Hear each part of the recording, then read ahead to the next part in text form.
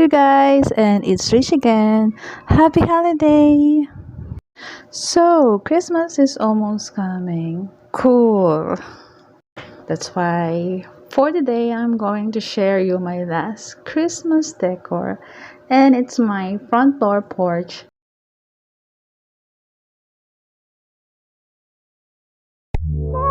Yourself a merry little Christmas night,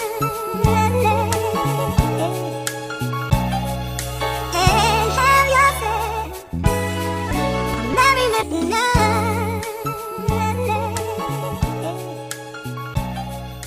and have yourself. Alright, thank you guys for watching. I hope you liked the video. And please don't forget to subscribe, like, and share this video. So thank you, and see you again in my next video.